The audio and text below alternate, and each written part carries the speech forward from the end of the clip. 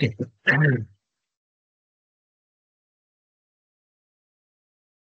Okay. Coding process in qualitative research.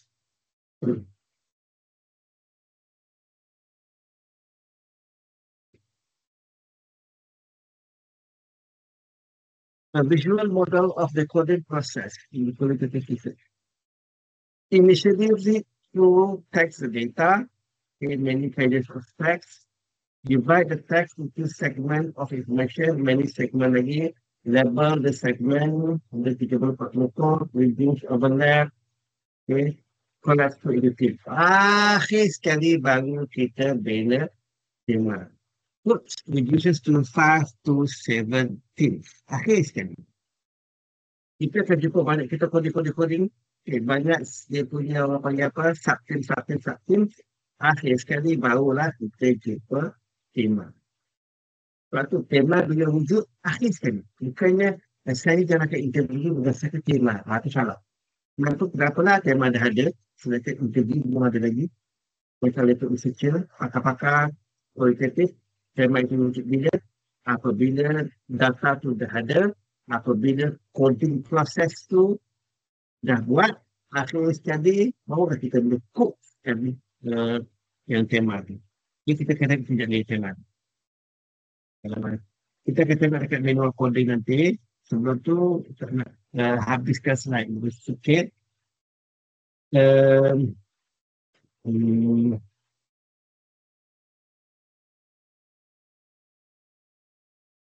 Kita tengok apa beza antara kualitatif dan kuantitatif. Untuk kualitatif, purpose dia understand, interpret social interaction.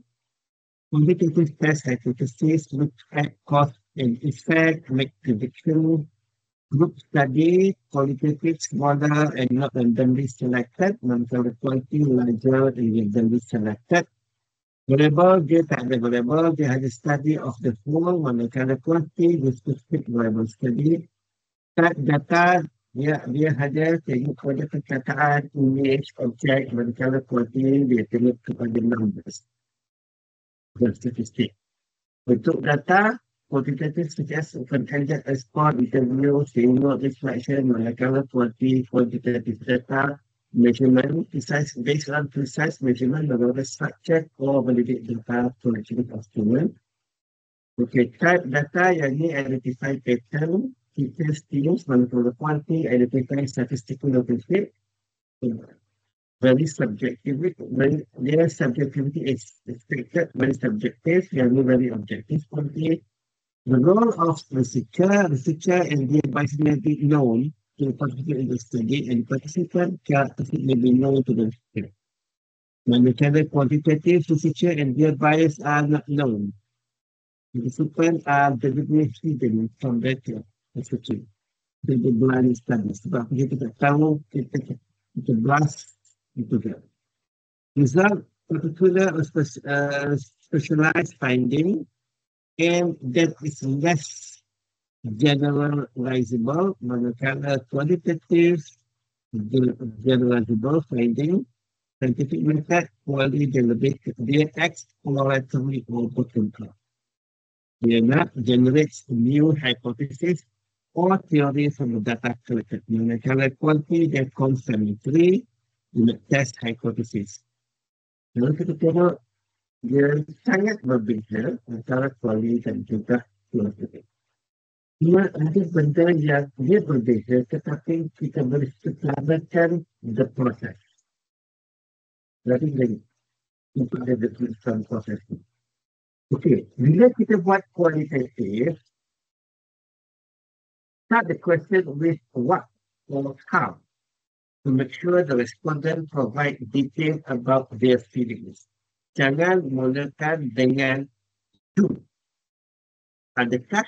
Jangan mulakan dengan adakah. Adakah anda setuju bahawa faktor yang menyebabkan masalah bully adalah disebabkan oleh ibu bapa, kemungkinan juga parent, kemungkinan juga persekitaran.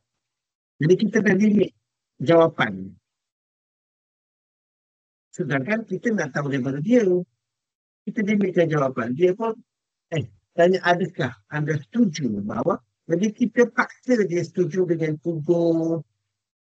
tiga jawapan yang kita bagi. Itu bukan interview. Interview ni, uh, apa pandangan anda tentang bullying? Bagaimana bullying itu boleh berlaku? Apa yang menyebabkan pelajar itu terlibat dengan bullying? Jadi kita tak tahu boleh itu berlaku. Kalau kita suggest dah 3, 2, 1, kita kuat. Ask how rather than why questioning to get stories or process rather than acceptable account of behavior. How did you come to this book? Dia bukan tak boleh why, dia how dulu. Followed by why. Bagaimana, how did you come to join this book? Bagaimana kamu masuk buku ini? Dan kenapa kamu masuk? Kita start dengan bagaimana, kita start dengan apa pandangan kamu, bagaimana ianya berlaku, dan kenapa ianya berlaku. Bukan adakah kamu setuju? Why kita follow dengan how. Cuma boleh adakah itu apabila dah tengah-tengah jalan dah. Dia bukan the main question. Okay, sample of interview question. Can you tell me about your classes, your courses? Can you tell me which courses contain the model of teaching academic activities? How stimulating do you find the course? Can you tell me why? Why is not the main question? Here, follow. What sort of classroom experiences help you best learn? Can you tell me why? What learning approaches do you adopt in your learning process? Can you tell me why? We start dengan what, follow dengan why. Start dengan how, follow dengan why. Why asking closed questions that may be answered yes or no? Work on developing interview questions that elicit stories. Example, tell me how you describe. Ask one question at a time, avoid multiple part questioning. Dia tak boleh ada double barrel supaya informan itu fokus nak jawab apa. Okay, avoid asking leading question. How great is our hardworking customer service team? Kita tanya dah dia how great. Jadi dia kata sebaiknya, how would you describe your experience with the customer service team? Orang tu dia describe lah, tapi dia kata how great is. Dah nak sangat, tak boleh nak condemn dah, how great is. Use qualitative, useful wording, begin from how, what, to the leader, what you are attempting to discover, generate a state.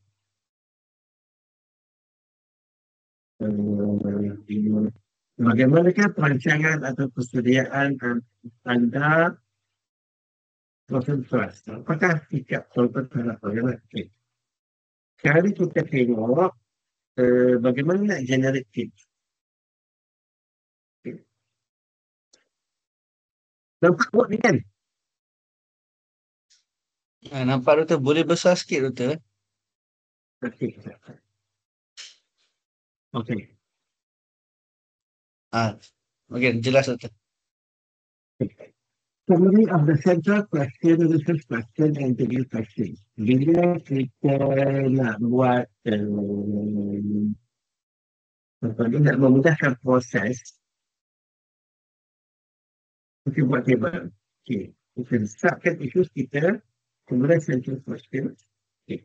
The issues of the student and the issues of the student's first language use in second language classroom has generated an extensive body of literature over the last 3 decades. Some of these publications reflected views by proponents of the practice, while others contain opinions by its opponents. The use of Bahasa as a student's first language in Arabic foreign language classes has not been studied enough to inform AFL pedagogies. This study is a contribution to filling the existing knowledge gap. It investigates the attitude of AFL teachers, Arabic as a foreign language teachers, and seeks to determine the role of Bahasa in Arabic as a foreign language foreign language classes. Itu isu kita. Central question adalah yang kita yang kita tengok daripada isu. What is the teaching Arabic as a foreign language to non-native Arabic teachers in higher learning institution in Indonesia? Sub-research question, kita ada 4 sub-research. Central itu sebenarnya daripada problem statement. What are the attitude of the teachers towards the use of bahasa in Arabic language classroom? How do the teachers conduct teaching as a classes? What resources and teaching methodologies used by teachers? Okay, what are the teachers' suggestions to enhance the teaching of ASL to the non-native learners in the institutions? Okay, daripada sub-research question, kita develop interview question. So, what are the attitudes to? Ada 2 interview question. What is your attitude toward the use of bahasa Indonesia in early classes? What are the reasons that encourage you to use that language? Masuk soalan kedua, bila kita tahu attitude, how do the teachers conduct the Arabic foreign language classes? Okay, sebab kita dah ada attitude with the reason, actually kita ada, do you allow, kita dah tahu attitude yang apa kan? Maksudnya dia tak benarkan bahasa. Dia tanya, do you allow your students to use bahasa? Why? Kalau tak benarkan, what? Kalau do you allow ni sebab kita dah reflect ke atas tu, attitude cikgu bodoh. Attitude cikgu tu apa? Dia menggunakan bahasa apa? Dia boleh allow ke tidak? Okay. Kalau dah terjawab ke atas, tak boleh bawah tu. What will you do if students do not understand the subject matter? Okay. Kita tak boleh do awal lah. Kita dah mula ayat yang ketiga dan dua. Okay. What resources and teaching methods used by the teachers? What teaching what materials we use in teaching? What technologies we use in teaching learning? What are the teachers' suggestion? Okay, what is your suggestion to us? Okay, ini yang kita summary yang kita nak guna, summary kita nak guna dalam interview nanti. Okay, appendix 2, kita ada interview protocol. Bila interview tu nak dijalankan, kat mana interview dan question yang kita bakal tanya. Yang ini, questions ini kita ambil daripada appendix 1. Appendix 3, okay. Yang ini sebenarnya benda ni, apabila kita nak buat translate, kita kena define. Sebab ini translate kita kena define bahawa interview pertama tu kita nak namakan apa, discussion 1 atau 2 dalam dia punya discourse unit tu. Lepas tu kita nak gambarkan bahawa informant ketawa, laughing, ada interruption, ada pause, ada additional information, ada exposition. And as long as the number is equal to yes, but it is included as a content influence. Ada video tu dengan discourse unit. Okay. Ini kita punya notational convention yang apa yang kita nak pakai dalam teks nanti. Kita tengok teks. Okay, ini teks. Tapi sebelah kiri ini adalah discourse unit yang kita nak pakai. Yang kita pakai. Okay. A discourse unit in numerical assigned to utterance without process from either the interview or the future. This enables to do quick responses when analyzing and interpreting data. It also provides an audit chain of the data of businesses. Okay, ini diskusi ini kita ada banyak banyak pun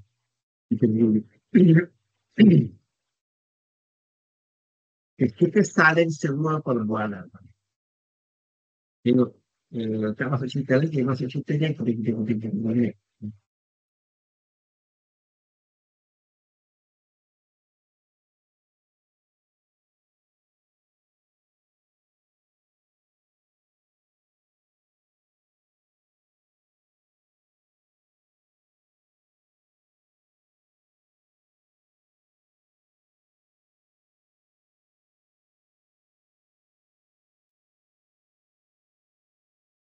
Sebenarnya dalam teks ni sebenarnya dia tak masuk secara terus ya berkenaan dengan what is your attitude toward the use of bahasa Indonesia. Kita sedikit semasa perbualan.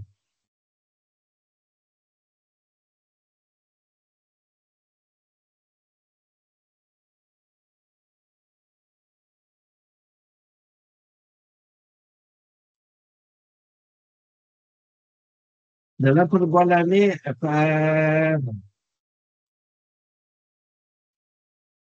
okey. Sistem bahasa Arab dijalankan di Golkar di peringkat sekolah sebab kami mendapat berikan maklumat pencapaian saya ingin kagumkan di sini persyarat dosennya bersama Golkar dan kekuatan sudah tentu. Okey. Kalau kita medium of teaching, lepas tu thesis itu dia ada okay, semua okey. Dalam masa itu semua ada kelas tapi dia sudah boleh masuk dalam kuliah serentak.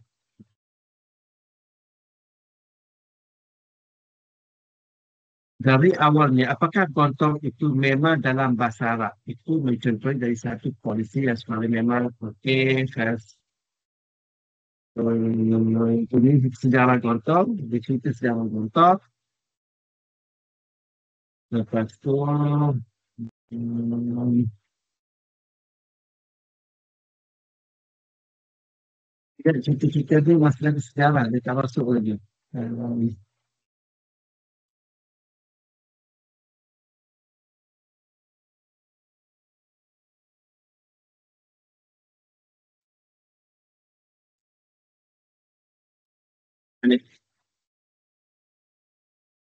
researcher. Kita belajar itu, I ini adalah informan.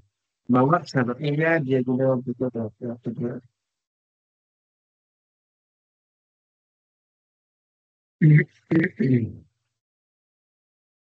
Macam mana dia nak belajar Nahu saja tapi tak tahu kalam. Itu sebab kita sebut Nahu fil kalam kal milhi fil fa'am. Masalah kami jadi pelajar. Jadi di sini guna itu apa? Awal kita bercakap masalah dari rumah satu kelas tadi. Satu kelas, okay. Sekir Usuluddin, masalah, madah, mutalib, teknologi lebih terjadi guna. Soalan itu sebenarnya dia kita tak adalah secara direct dia tanya, ini hanya persediaan saja. Yang kita buat question pun terhadap kita persediaan saja. Terhadap bila kita interview tu, dia automatik dia termasuk. Tak sebab tanya pun dah bercerita. Macam tu tak sebab dia bercerita lah.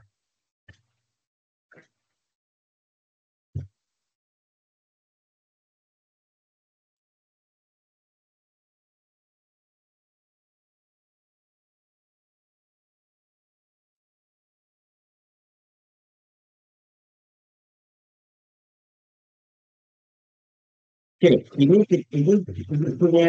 punya apa? Uh, transkrip satu. Okay. Ini Dr. Hasman ini nama samaran Dr. Zakaria pun nama samaran.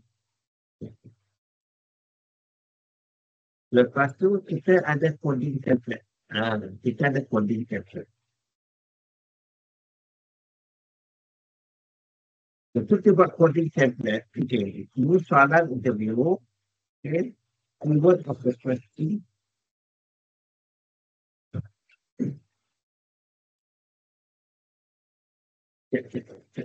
Ada.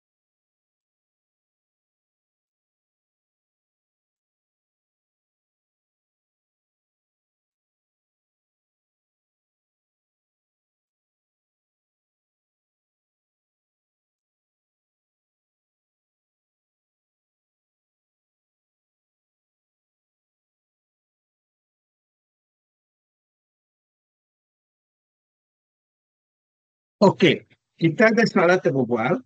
Table kita. Okay. Ada keyword of questions. Main point from main point from conversation, not a summary. Example from verbal. Main idea transferred as keyword based on the summary. Frequency of main idea. Okay. ordering of business structure. Kita tengok. Soalan kedua kita, what is your attitude toward the use of bahasa? Okay. Keyword kita, the use of language. Kita dapat daripada main point from conversation, tinggalkan bahasa Indonesia, guna bahasa Arab, boleh tak boleh guna Arab. Kalau mau cakap Arab, kena guna Zaub Arabi. Example, kalau support dari pondok salah, boleh baca kitab tapi tak bercakap, mau cetak pemimpin, boleh cakap Arab, Inggeris, boleh membaca Arab dan Inggeris. Main idea, kewajipan menggunakan bahasa Indonesia. Kita buat main idea, sebagai authors kita, bukti mereka, bukti dapat mana? Bercakap Arab, bahasa Arab, tulis Arab, Zaub Arab. Okay, discuss riwayat Arab kat mana? Dalam 38 5A. 38, okey, kita tengok 38 daripada yang 4 itu. Okay.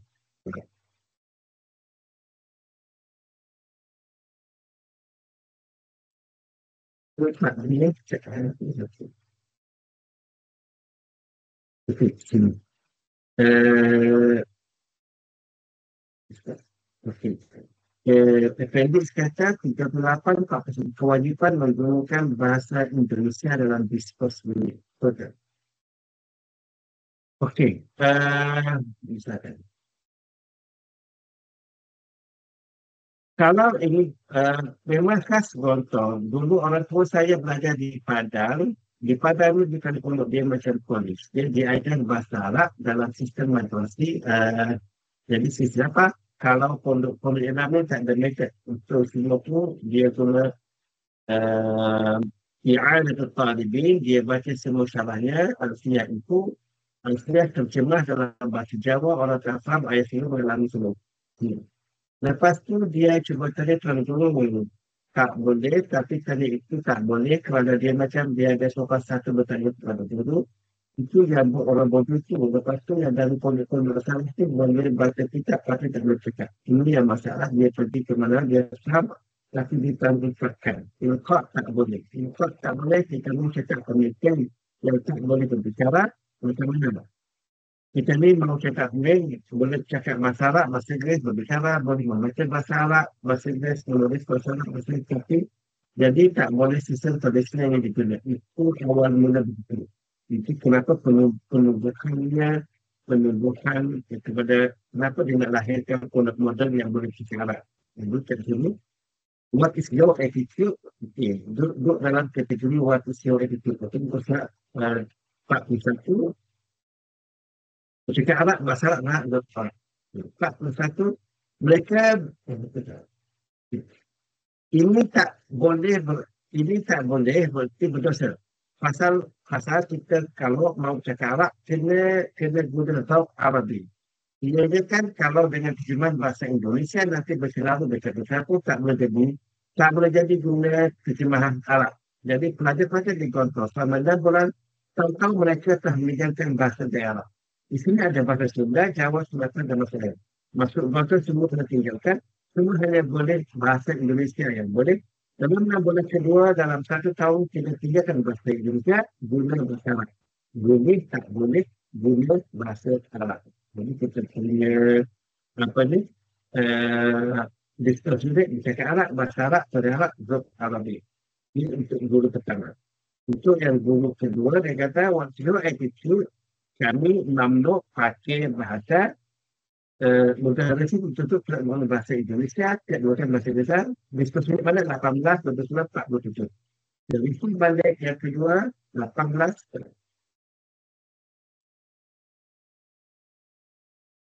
Okey. Sama-sama ya.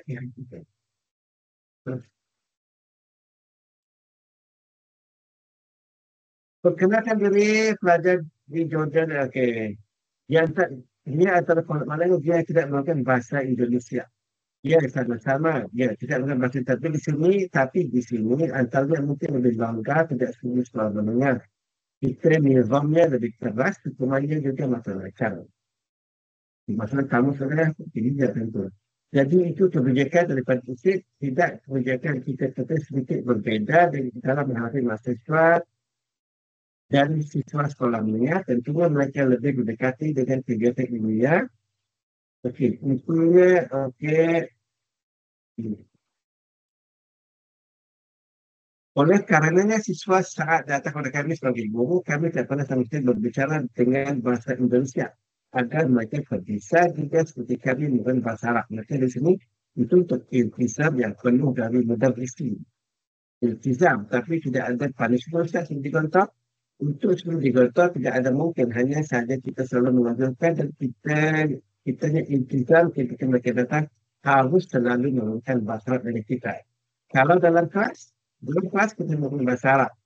Kalau setiap madah, bukan setiap madah. Ada madah yang memang menghasilkan bahasa Indonesia, ada madah seperti tarbiyah, wakiliyah, kemudian matematik statistik. Madah umum ya, madah umum, tentang bahasa Indonesia. Kemudian subjek bahasa Inggeris kita menggunakan bahasa Inggeris. Untuk, maknanya bahasa ini untuk dalam Islamnya semua menggunakan bahasa Arab. Semuanya bahasa Arab seperti tafsir, hadis, semua dalam bahasa Arab. Jadi di situ, tidak mesti betul-betul menggunakan bahasa Indonesia sama sekali. Okey, Kumi bahasa Arab. Dekat sini kita tengok, dia kata ada 18, 29, okey, 29 yang ini, dan 47. Kami mamnuk pakai bahasa. Ha, kami mamnuk pakai bahasa. Dia duduk di 47. Bila kita masukkan kat sini, dia berada di 47 discourse unit. Jadi, what is your attitude? Sebenarnya kita tak tanya secara langsung pun dia, tapi benda ni ada dalam kita punya interview question. Cuma kita tak tanya secara langsung, dia automatik terjawab. Dan jawapan tu kita salin ke dalam table ini. Okay, kita dapatkan keyword kita, the use of language. Kami mamnuk pakai bahasa. Example dia mudarrisin untuk tidak menggunakan bahasa Indonesia sama sekali. Okay, do you allow your student to use bahasa Indonesia? Why? Pasal 18 tu tadi dia kata tak boleh. Yang 18 tadi dia kata sama-sama tidak menggunakan bahasa Indonesia ya. Dia tak ada pakai bahasa Indonesia. Okay, bila kita siapkan table ni, kita baru kita masuk ke table seterusnya untuk kita generate idea. Okay. Generate idea, main idea sub-theme. Sub-theme ni yang tema akan datang berulang kali. Dia berulang kali tema, lepas tu baru kita bina tema besar. Sebenarnya dia banyak kat sini, Ustaz tak banyak. Okay, research questions. What are the attitude of teachers toward the use? Yang the main research question, apa ni, yang research question satu kan? IQ dia, what is your attitude toward the use of bahasa? Research question dia, how do the teachers conduct the ASL? What resource? Okay. Jadi setiap IQ dia ada interview question. IQ 1, what is your attitude toward the use of bahasa? Okay, main idea kita prohibition, okay, of using bahasa, language of religion. Jadi Teams pun kita boleh, soalnya kita nak guna, kita dah tak jumpa cari Teams baru, kita pakai main idea pun tak apa. Jadi kita rasa macam yang ini sesuai dijadikan tema. Prohibition of using bahasa. Opsi 2, how do the teachers conduct their ASL classes? Dalam interview question, do you allow your student to use bahasa Indonesia? Why? Okay, jawapan kita dapat main idea, not to use bahasa, must speak Arabic with peers, must speak Arabic with teachers, master the Arabic language, get used to Arabic. Ini yang main idea kita dapat. Okay, jadi sub-theme yang kita boleh bina sub-tema, not use bahasa maksudnya kita boleh sub-tema kali ban of bahasa. Jadi di mana lah bahasa, must speak Arabic with peers, with teachers, master the Arabic language, get used, kita boleh sub-tema kan dia sebagai Arabic interaction. Dan dua ni kita boleh temakan dia sebagai obligation of using Arabic language. Jadi, kewajipan menggunakan bahasa lain sama ada dia ban bahasa lain dan dia wajib berinteraksi dengan bahasa lain. Get used to kita temakan dia sebagai habituate. Ini sudah jadi habit. Menjadikan dia habit menggunakan bahasa. Okey, itu I think dua. What will you do is students do not understand the subject matter. Main idea yang kita dapat daripada jawapan tu adalah minimum translation. Okay, minimum translation. Cuba kita tengok. Apa dia ada? What will you do? Do not understand the language. Mereka menterjemah dalam bahasa tapi harus satu kali saja. Umpama jauhar.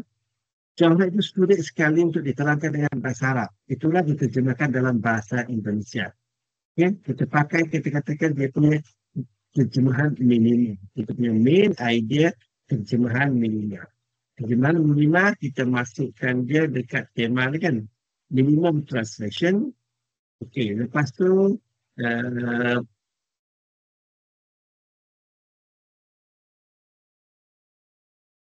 what untuk understand dia kata repeat and exercise. Kita repeat ni sekejap. Kat mana kita dapat repeat? Main idea tadi sekejap. Kat sini. Okay. What will you do if student do not understand the subject matters? Pelajar yang lemah itu dipanggil kerana ada wali kelas lepas tu tiap habis kelas ba'da subhi dia bagi ulang lagi tamrinat. Tamrinat ulang kaji review. Okay. 89 untuk 89. Kalau tak ada semua. Ya, apa namanya remedy kerana ada wali kelas, waliul fasli, pelajar-pelajar yang lemah itu dipanggil, lepas tu tiap habis kelas ba'da subhi dia bagi ulang lagi tamrinat, ada remedy macam tu memang ada yang lemah. Tapi pelajar ni kalau bukan hanya belajar bahasa Arab, nanti dia masuk kelas 2, dia guna al-fiqh wadih bil-lughatil arabiyyah, semua dalam bahasa Arab. Dia bukan setakat lemah dalam nahwu saja, lepas tu kita gunakan surah atau rasyidah yang dalam isi itu, dia hafal itu, dan wajib guna tertib, sudah tertib Arab, dia hafal Arab, kerana Muhammadun na'iman fi kusni u'ala. Okey. Jadi 89. Maksudnya kat sini dia ada di appendix 89, kata-kata repeat exercise. Jadi main idea dia repeat exercise, kita boleh temakan dia sebagai drill and practice. Okay, begitu yang seterusnya, contohnya nombor what resource and teaching method used by the teachers. Okay. Soalan kita, what technology resource do you use in teaching Arabic? Dia kata no technology resources, Arabic environment, nature environment. Okay. Kat sini kita appendix mana ada? Okay. Ada modaris yang pakai teknologi, ada yang kalau tidak, kalau dalam bahasa kami tidak selalu gunakan teknologi bahasa, kami gunakan al-bi'ah mawjudah hadhihi kal-ma'mal, ma'mal hayy, ma'mal kibir. Tak pakai teknologi biar Arabiah tiada peralatan penting. Untuk appendix ni dia kata yang kedua, tak ada jawapan yang kedua. Kita ada satu. Okay. Jadi kita buat tu, apa tema dia? Ialah persekitaran. Teknologi resources adalah kita bergantung kepada persekitaran. Buat this suggestion, commitment and juga practice. Ini yang kita dapat. Okay, kita bina tema. Tema-tema ini yang kita akan analisis nanti. Okay. Ini kita dah subjek dah selesai. Apabila selesai, okay, satukan balik interview question, ambil yang table ni, kan? Okay, table ni pindahkan ke dulu untuk kita nak tengok balik apa subtema, apa tema. Okay. Contoh kat sini, how do the teachers for the ESL supplement them or personal education, supplement education and health in the field. Lepas tu, bila dah ada tema-tema, barulah kita boleh, okay. Lepas tu kita kena guna, berdasar tema, kita pakai pohon kapal. Pohon kapal ni ada semua orang pakai, ada semua tak pakai ya, pohon kapal ni. Dia tak ada masalah. Pohon kapal ni kita nak tengok agreement daripada pakar. Boleh kita buat tema itu. Adakah betul yang kita buat? Tapi semua dia kata tak apalah. Pohon kapal sebab kita yang merasa kita dah, bila kita buat tema, kita akan hantar balik kepada informan betul tak dia itu. Betul tak apa yang kita buat itu. Bila dia tengok, boleh dia baca betul tak apa yang kita tulis sebagai nama perbualan yang ada kata kena pakai kode pohon kapal. Jadi pohon kapal ni nak tengok percentage above 80% pertunjukan. Betul nak kira pohon kapal, number of agreement, okay, bagi dengan total number of agreement dan disability. Kat sini, dan lebih kurang 90-80%. Maksudnya kita punya setuju tentang apa ni, apa yang kita buat. Lepas tu barulah kita pergi buat paper. Kita buat paper untuk artikel ini. Teachers, waktu ni Ustaz tak kenal apa lagi stopper. Semayang tahu. Teachers Attitude tahun 2014 kita ni. Teachers attitude toward the use of first language in Arabic classroom. Okay, ada introduction ni. Okay. Ini bila kita nak buat paper tu, kita kena atur dengan kehendak paper tu. Dia nak pattern macam mana. Kalau Emerald punya pattern abstract dia well structured. Dia punya well structured, dia dah memang structured. Method apa kita senang kita nak fokus dalam Emerald. Kita tengok, okay, yang ni dia suruh masuk literature review apa. Ada setengah artikel, wording literature review ni gugurkan. Buang tak apa dia kata. Gugurkan literature ni. Ya.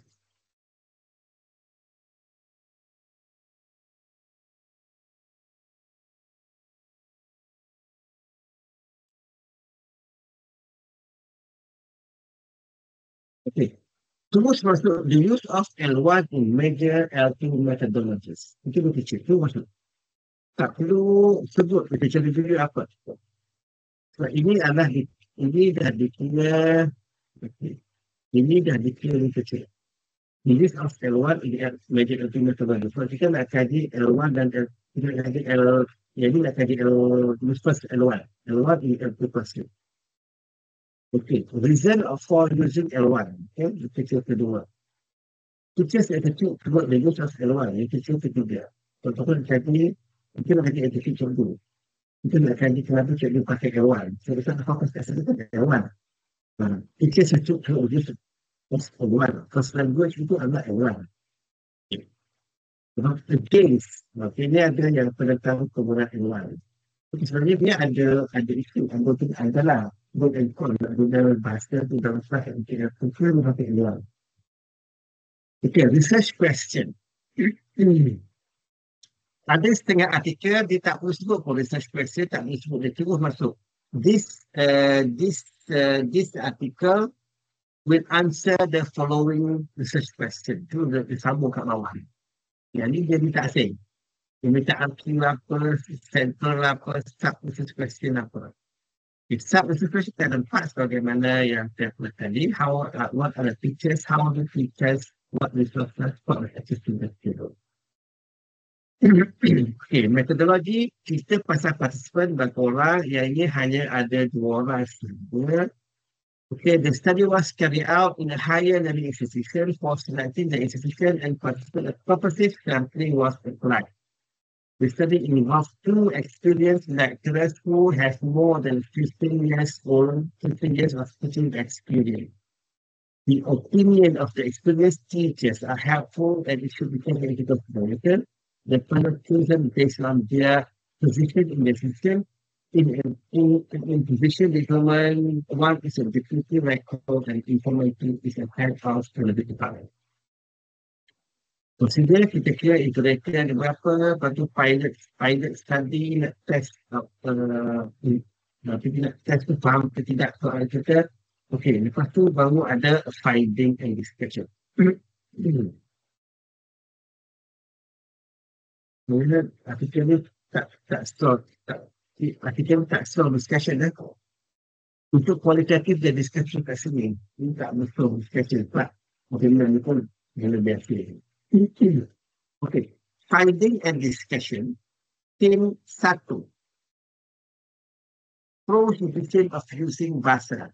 Ini kita pakai tema tadi. Tema iaitu tema kita kat sini. Prohibition of using bahasa. Theme 1.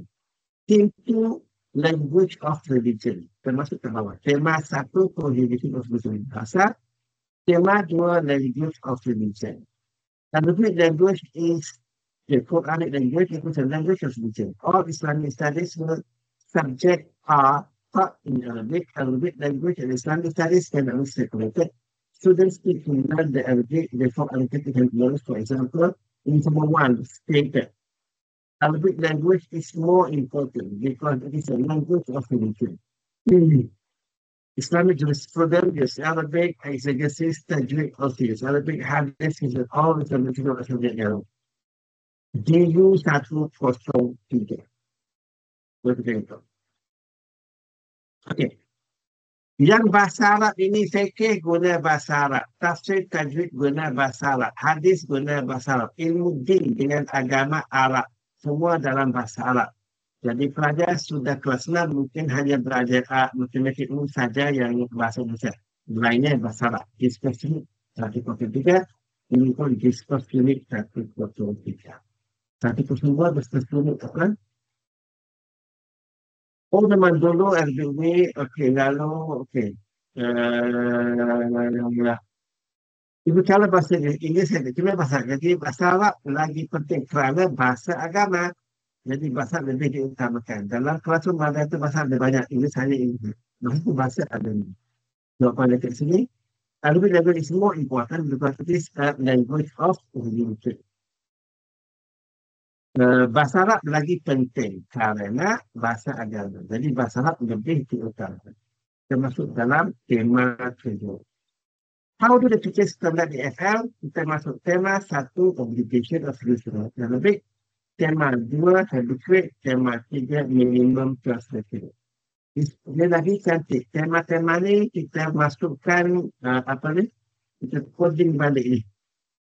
Kita masukkan apa yang informal cakap.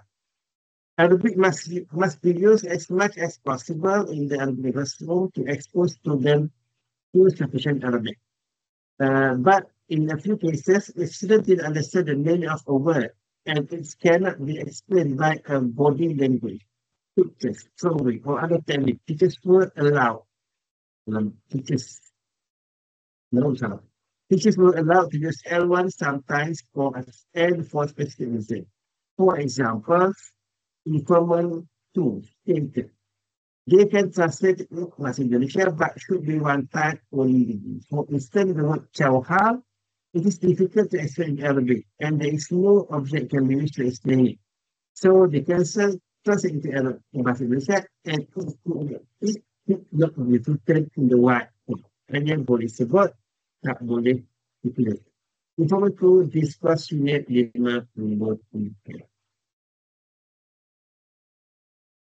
Ambil di sini. Umpama Jauhar. Jauhar itu sulit sekali untuk diterangkan dengan bahasa Arab. Untuk ditunjukkan dengan benda tidak ada, itu telah diterjemah dalam bahasa Indonesia. Itu pun tidak boleh ditulis di papan tulis. Discuss unit 53. Kita masuk ke sini. Okey. Tema seterusnya. Maksud soalan ini yang question.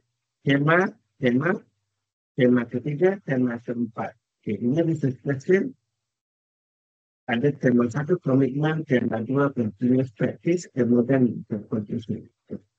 Cuma artikel ni, saya beritahu artikel ni it's not powerful artikel lah. Okay. Sekarang ada yang apa ni, yang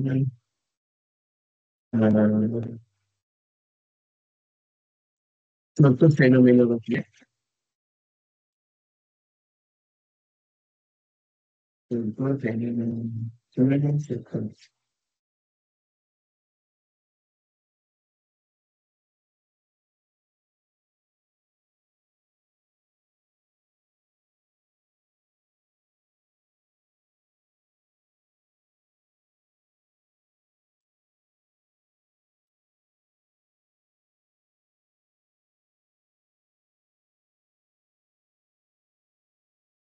Okey. Ini fenomenologi. Kita kan.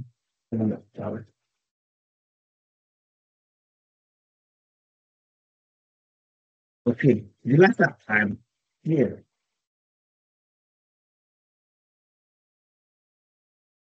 Nampak? Female Islamic Studies teacher in Indonesia. Nampak tak?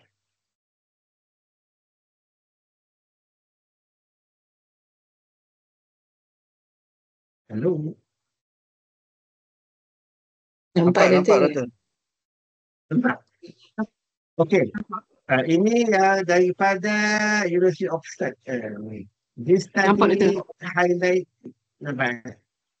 this study highlights on describing the experiences of Saudi Arabian female Islamic studies teachers by exploring what it means to be an Islamic studies teacher teaching in the current unprecedented, vibrant, and complex state type of social, religious, and political debates occurring in the larger context of the conflict. The study draws on phenomenology as a guiding theoretical framework. The 7 teachers involved in the study use their identities, beliefs, and values to make sense of their everyday life experiences, discussing about their life experiences,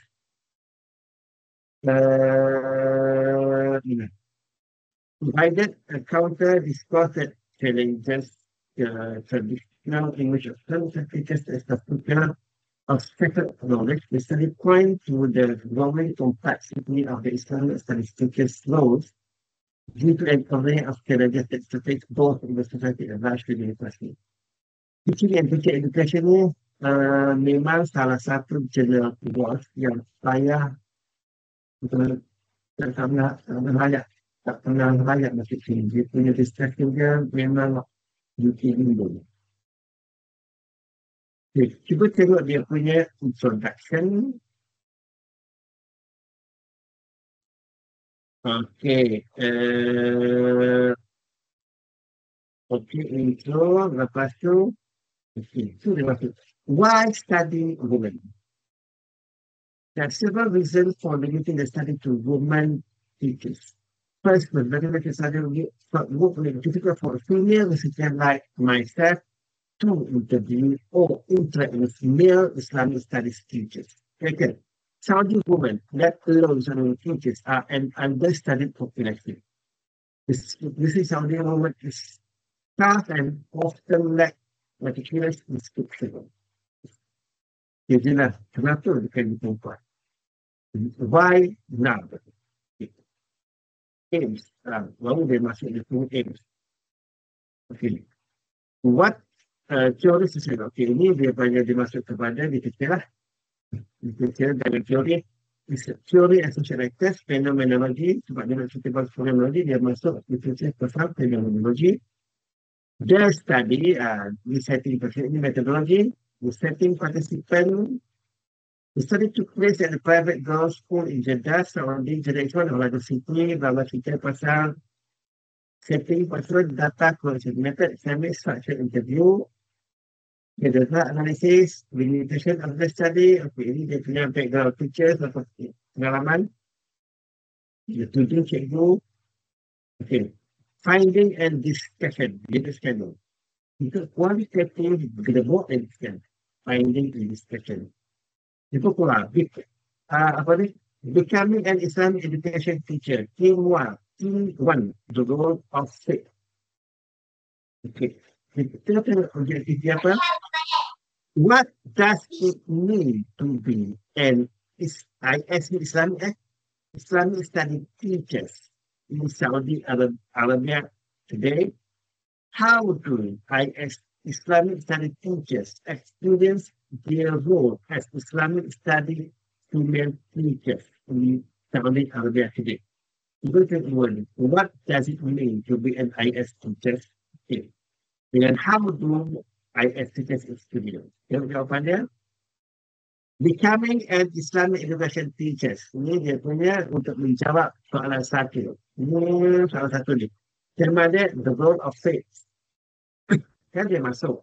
When one teacher was asked why she decided to become an IS teacher, she answered, "You can say that life play a role of God will." Sometimes blah blah blah blah. Kita bawa dia punya argument. Lepas tu boleh cerita pula. The role of faith, lalu dia explain, faith is regarded as one thing of Allah. Itu, things to give as a motivation, dan dia bawa apa yang dulu tu cakap. Doktor, boleh ni Ya. stop kat sini kak. Okay. Tema team 2 tu doktor. Bila kita nak cakap this finding was consistent tu, maksudnya bila kita nak report, bila kita nak masukkan tak ada. Dia mana ada, dia mana this finding consistent dengan yang lepas, sebab dia tak refer ke yang lepas pun. Kualitatif. Kita baru dapat. Oh, tapi yang dikata this finding was consistent, yang tu kan dia quote Daud ni yang doktor kan? theoretical perspective ni. Dia quote dengan ni. Theoretical perspective has always had the person success. Dia quote dengan traditional Islamic education tu. Kan?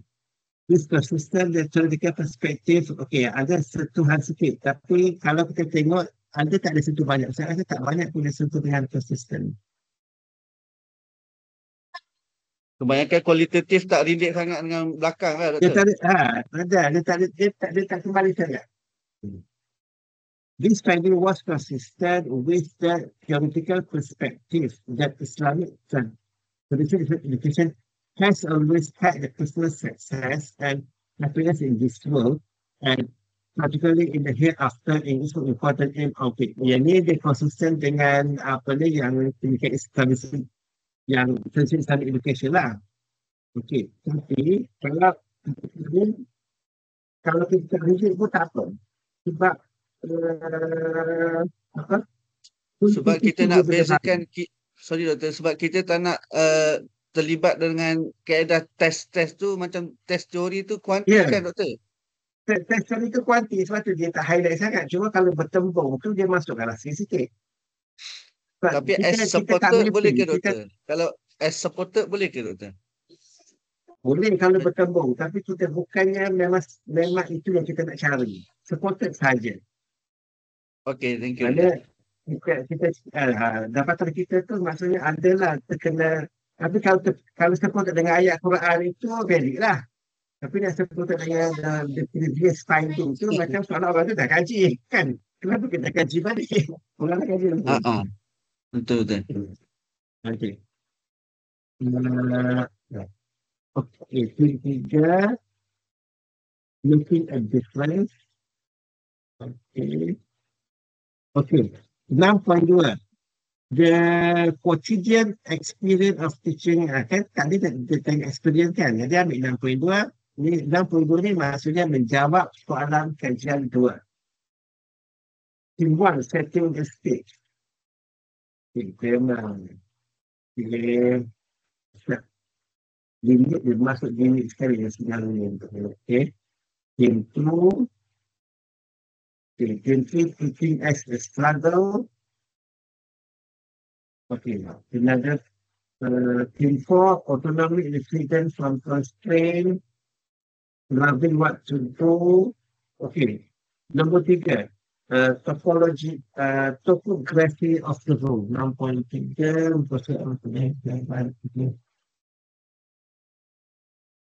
56. Kita patah pada atas.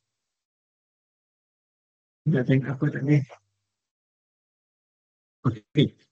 What meaning and belief do teachers ascribe to their roles, and what things emerge from the experience as IS teachers? What IS actually do in the classroom? Kita tengok yang nombor 3 dan 4 jawapannya. 6.3. Okay, the progressive of the boy. In terms of responsibility, what I am a parent. It's berapa tadi?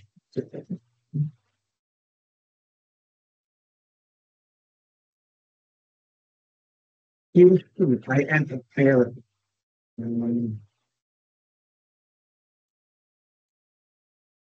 I am first and foremost a parent. In a statement that what we could by all the possibility features. The etymology of the word parent, what is giving birth and bring forth, it has more features, it's more interesting. Kenapa ada 3? Automatic starting lagi 4.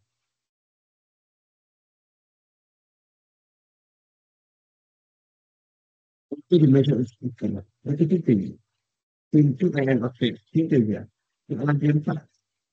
Yang itu tak baca habis. Kita tertinggal dalam Indonesia. Conclusion, the teachers use their educational beliefs. Okay. Kalau kita tengok jurnal ni, okay, dia akan bawa apa argument tu, apa ni, bukan argument, argument kan, apa yang discourse yang perbincangan yang kita ambil perbualan tu dia bawa masuk ke dalam semua kita senang. Dia diskusi berapa muncul, mungkin jenis tu tak mampu. Dia hanya sebut ayat-ayat dia. Contohnya, I can put down myself, dia tak diskusi dia. Jadi semasa dia sebut, cuma atas dunia lah. Cuma tu nak sebut tu tak nak. Macam mana kita melupas pun ni. What meaning and belief? What do you think? Okay, cuba perhatikan yang English ini ya. Hence, there is a palpable change in the teaching experience of these female teachers, which I believe is worthy of documenting and bringing for life. The key question that I hope to address are as follows. Dalam penulisan English, dia pakai I. Okay? Kita balik kita pakai pengkajian. Masalah dia pakai I. Kalau kuantitatif biasa dia pakai V ataupun dia pakai passive voice. Ayat Nabi bin Mas'ud. Betul itu kita pakai ayat passive. Okay? Kenapa kita pakai I dalam kualitatif? Sebab kualitatif ni kita terlalu hampir dengan research tu. Ada kita sendiri yang jadi yang terlibat dalam kajian tu. Researcher dia juga duduk dalam kajian. Kalau kita buat etnografi, fenomenologi kan, kita sendiri masuk dalam setting tu. Kita duduk dalam setting. Kita nak kaji orang asli, kita duduk dengan orang asli. Sebab tu, dia I. Sebab dia lebih hampir. For my study, I am asking how female teachers experience their role post-positive. Dia sendiri terlibat. Tapi kalau kuanti tak. Kuanti researcher dengan setting tu dia agak jauh. Sebab tu kuanti, kalau tengok jalan dia pakai I. Dia lebih suka pakai passive voice. Dalam bahasa Inggeris, pakai I itu satu benda yang tak ada masalah dalam setting kuantitatif, jangan setting kuanti. Tetapi dalam bahasa Melayu tak boleh pakai I. Bahasa Melayu kita terlalu rigid dengan kaedah Melayu. Kita kena pakai kuantitatif. Ataupun lebih baik kita pakai ayat passive. kajian ini dijalankan, biasanya dengan pengkaji menjalankan ini, tentu kasih ayat tersebut. Okey, ini antara contoh artikel yang was Teaching and Teaching Education ni Elsevier ni memang grammar grammar dia punya discussion dia detail dan dia agak sukar nak masuk, tapi kalau boleh masuk itu adalah konten. Cuma untuk yang sekarang ini kalau kita perhatikan kita perhatikan dia punya discussion dia cukup mendalam, dia pakai kualitatif tapi dia punya proses. Dia cerita proses why study of Romania. Kenapa sekarang? Why now? Lepas dia punya apa ni? Bila dia kaji fenomenologi dia ada philosophical assumption. Kenapa dia pakai fenomenologi? Dia masukkan dalam literature. Kenapa dia fokus pada fenomenologi? Minta maaf Doktor, dia ada Ya. kita boleh masukkan demografi informal kita ke Doktor? Informal tidak demografi itu hanya masuk sekadar umum. Contohnya kita masuk reporting orang ni kejadian berapa reporting saja. Orang ni kejadian berapa tahun. Jangan pakai percentage. Okey, Dia nampak tak dah. suka. Okey. Dia hanya reporting saja, reportingnya. Ada 5 orang cikgu ni kejadian berapa tahun, cikgu ni berapa tahun, itu je. Lalu sekadar nak tengok, dia ada 1, 2, 3, 5 orang. Cikgu tu adalah background Islamic Studies. Lalu dia ada background psychology. Itu, sekadar reporting.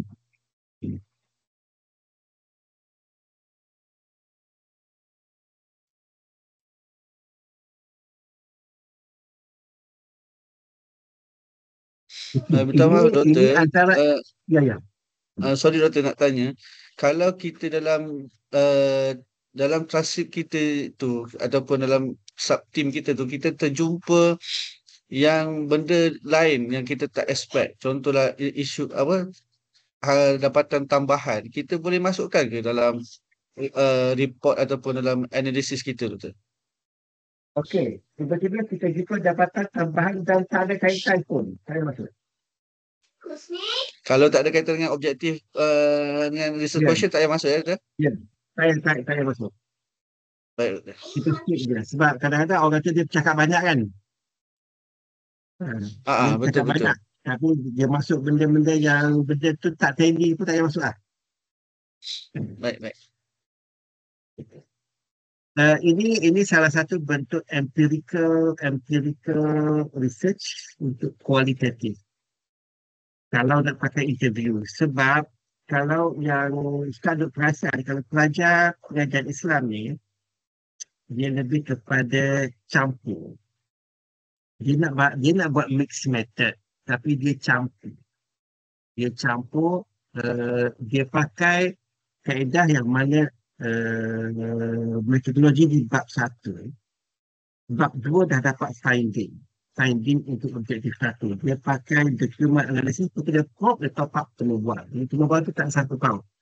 Bila dia buat kajian macam tu, dia nak masuk kepada high impact journal. Jadi selalu high impact journal ni dia very subject. Dia tak boleh nak rojak-rojak. Jadi bila kita hantar mana-mana high impact journal tak dapat sebab kita rojak.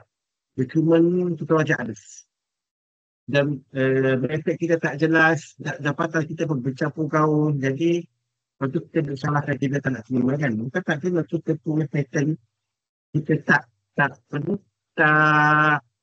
design kita tu rojak.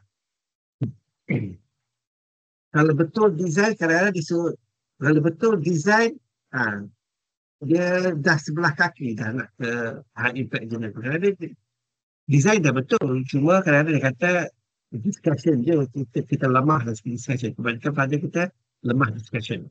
Tapi kalau lemah discussion, kita perbaiki discussion tu. Yang betul design tu betul. Cuma sekarang ni kalau nak masuk kepada high impact scopus tu, yang mudah sikit nak masuk adalah systematic literature review. Pelajar kita belajar systematic literature review, tapi once menulis artikel empirical yang bukan systematic, bukan systematic dia sebenarnya dia tak empirical pun, systematic ni data dah ada. Bila dia masuk empirical yang ada data sebenar, bila buat literature dia kembali asal. Dia panggil apa ni? Related bibliografi. Dia kembali asal cara fungsi literature. Padahal dia dah belajar SLR. Tapi dia tak boleh implement SLR itu ke dalam literature. Kembali kepada annotated bibliografi. Jadi, kat mana SLR yang dah belajar tu? SLR ni sebenarnya sistematik itu yang menjadikan literature kita cantik. Jadi, the finding SLR tu sepatutnya boleh jadikan literature biasa. Tapi, tiba-tiba dia kembali asal. Kembali annotated bibliografi. Yang menyebabkan annotated bibliografi in high impact journal, dia sebenarnya dia bukan annotated bibliografi. Dia high impact ni dia SLR, tapi dia tak nampak SLR tu. Dia tak declare yang dia SLR, tapi sebenarnya komponen dia adalah komponen sistematik. Maksudnya, apa itu komponen sistematik macam tu? Okey, dia ambil, tengok, phenomenological assumption. Kan dia ambil banyak pandangan kat sini. Ni yang telah dikumpulkan. Sebenarnya, ini ada dapatan SLR. Dapatan yang akhir sekali tu. Islamic Education, Theory and Social Actors. Kan dan pandangan-pandangan semua ini yang dah terkumpul. Bukannya ambil satu itu cerita. Oh, ya tu. Anak tutup. Itu apa sana?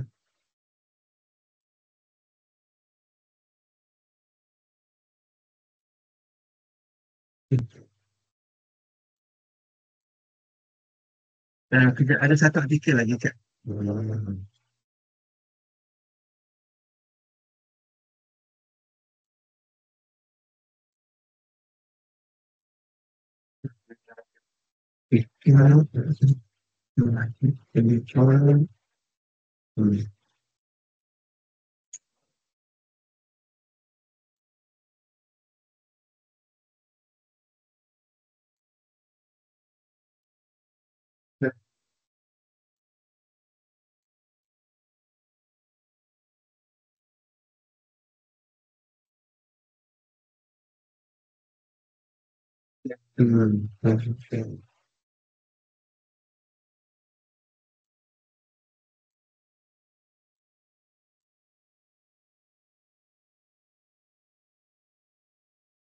Okey.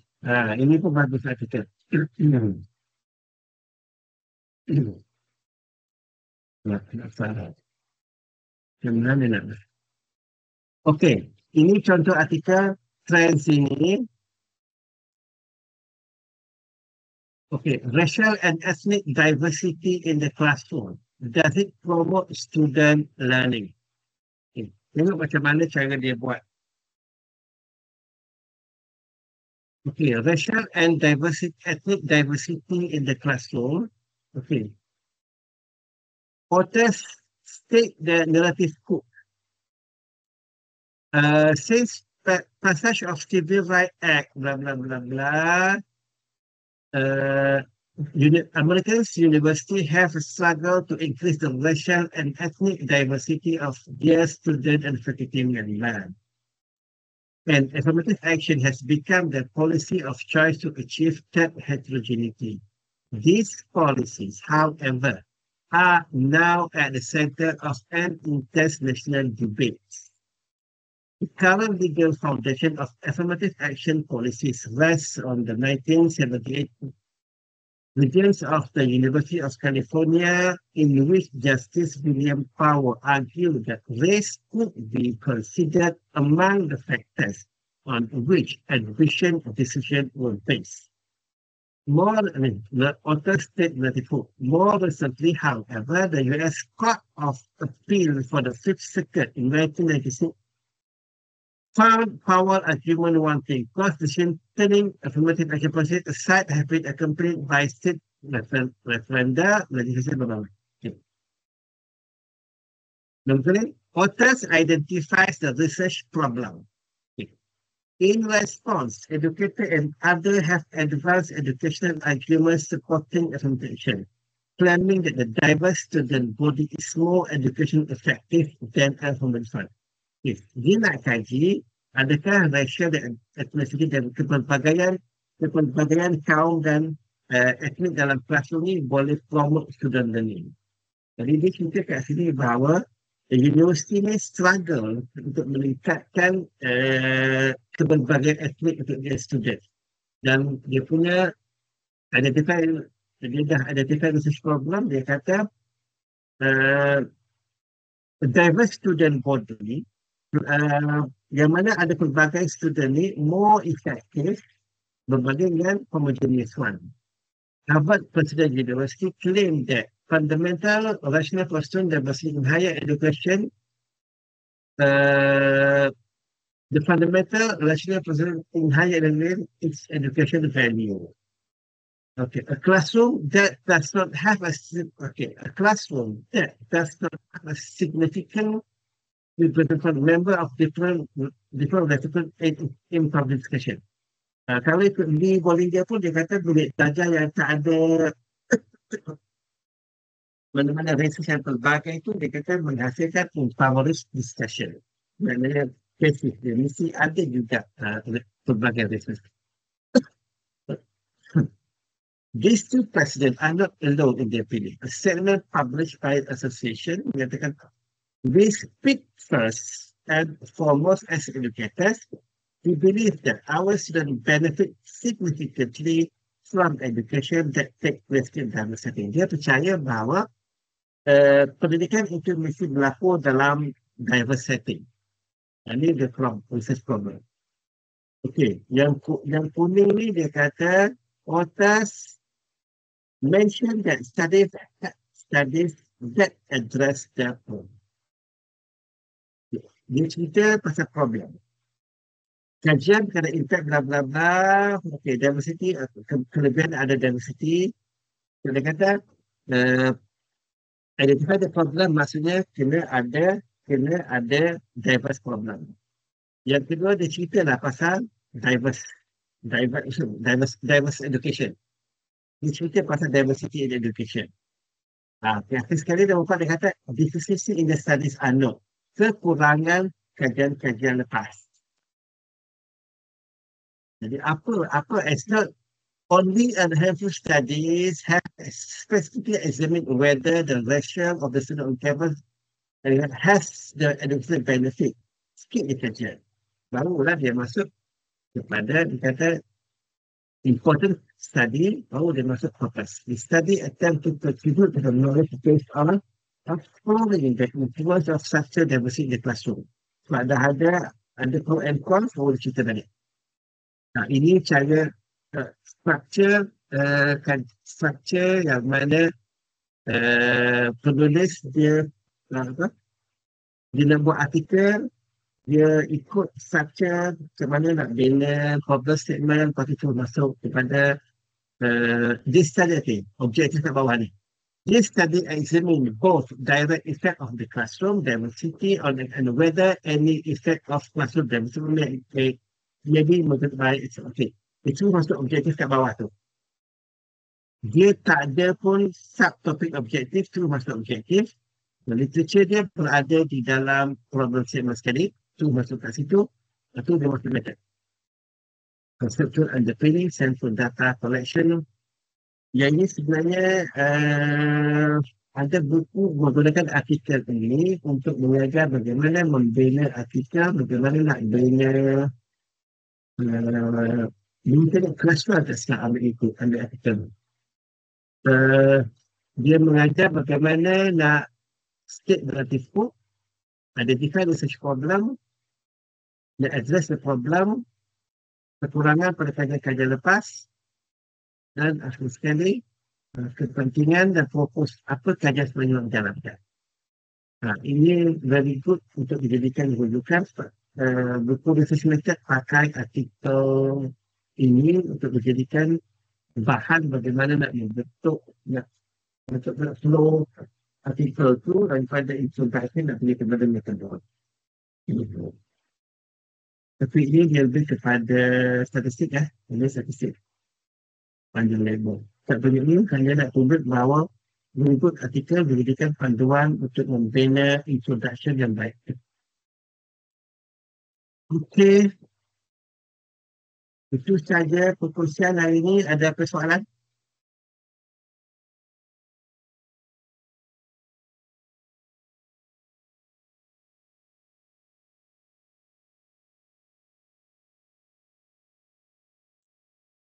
Kita semua ada korang 32 orang.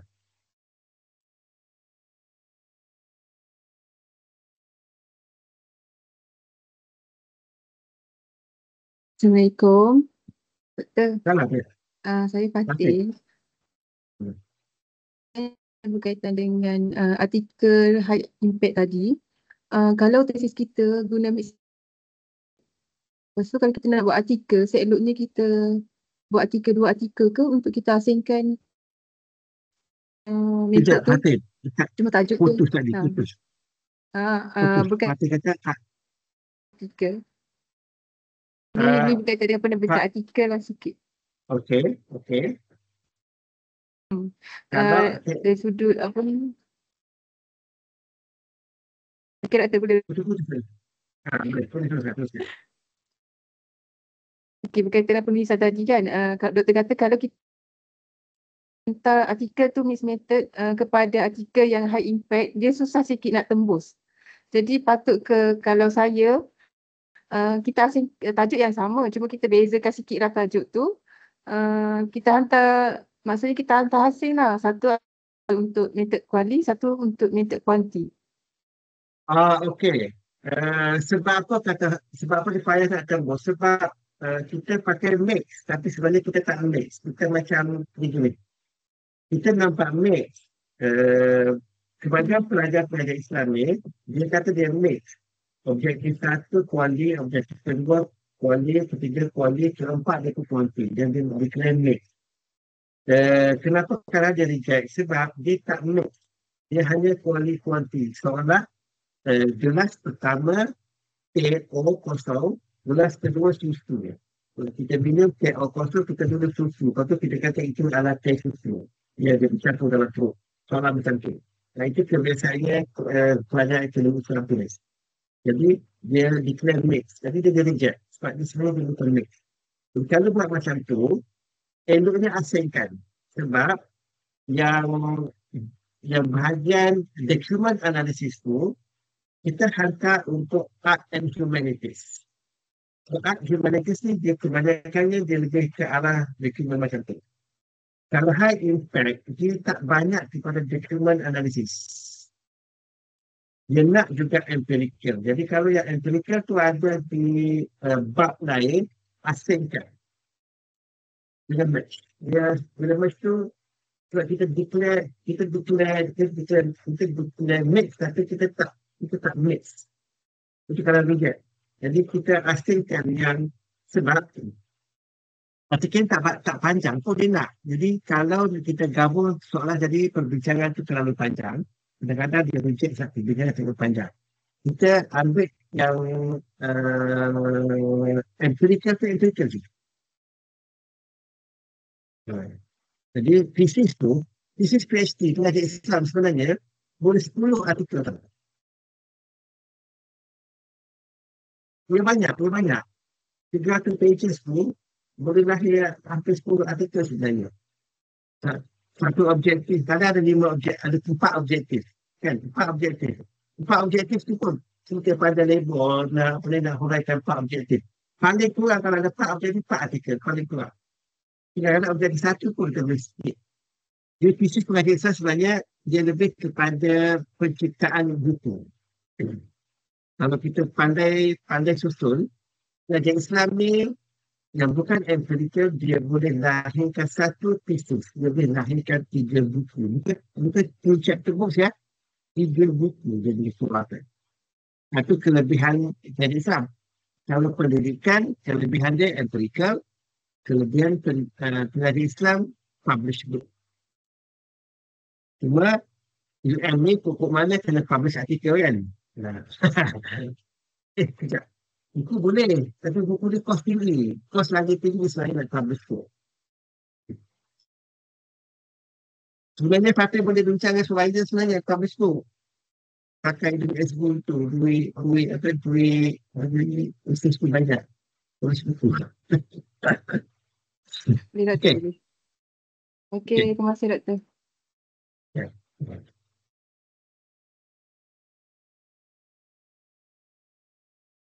Okey, from hafal lain ni pelajar kat mana? Tu dia Doktor. Api Doktor. Api. Ustaz pernah jumpa ke? JQH. Pernah. Pernah. Tak tahu tu anak Ustaz Fadillah, anak tu guru Ustaz tu. Oh, ya Allah. Anak dia kat sini tak kenal tu.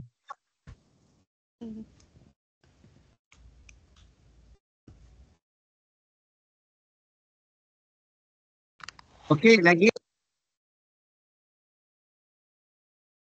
Dah nak subuh dah. Tunggu dia naik kan.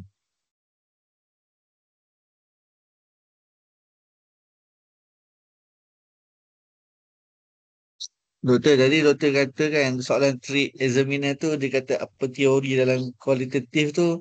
Macam mana kalau kita nak jawab soalan tu doktor? Okey. Katakan kita tak ada teori. Memang tak ada kan?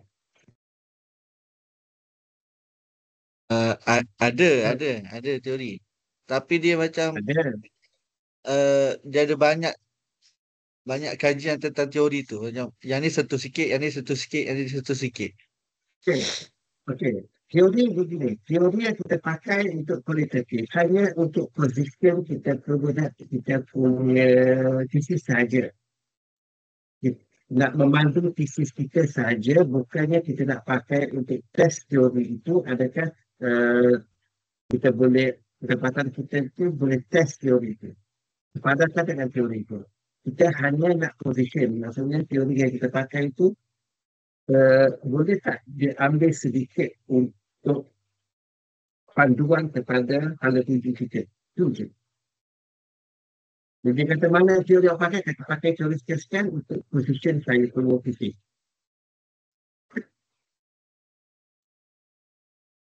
Dia nak kadang-kadang dia nak test je. Untuk dia jawab juga. Dia kata dia pun habis mana-mana tergelap. Dia tak kocak sampai ke gigi.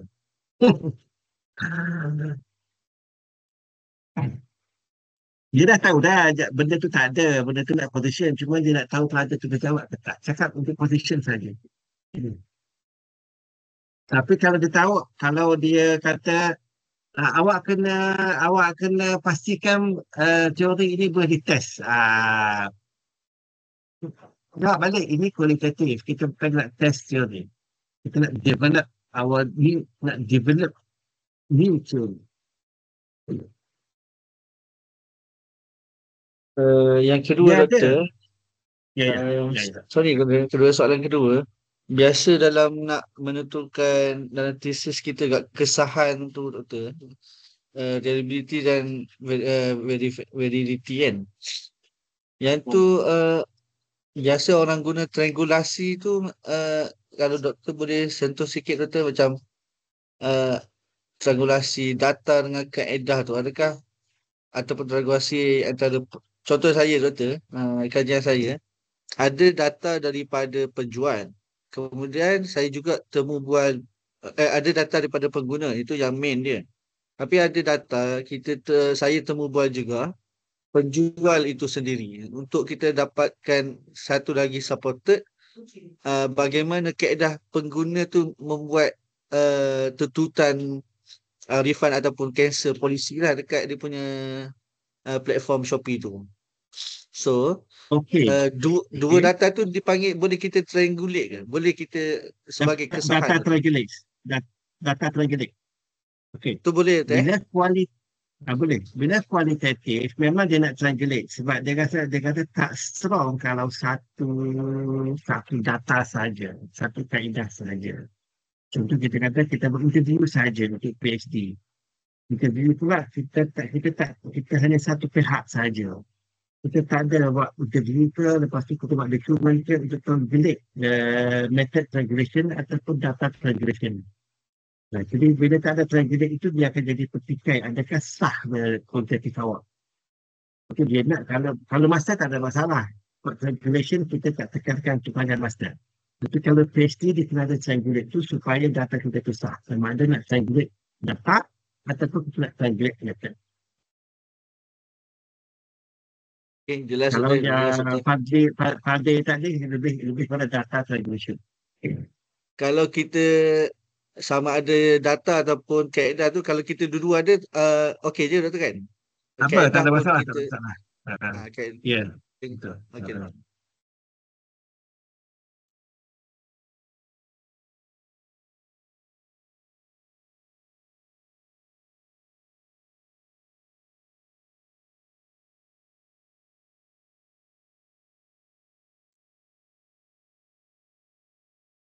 Okey, perasan tak bawah ni, Doktor, dia ada...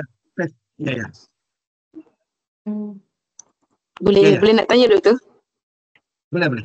Doktor, ada kebarangkalian tak kalau macam satu research tu dia ada beberapa gabungan research design? Macam contoh ada case study plus grounded theory. Boleh ke macam Jangan tu? bunuh diri. Bukan. Sebab kalau kita banyak design, banyak pinggan mangkuk dia. Jadi kita dapat PhD je, kita akan dapat 2 PhD je. Jangan ke arah itu. Sebab gini, takut tak siap.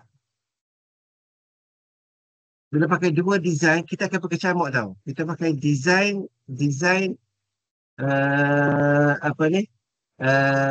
case study.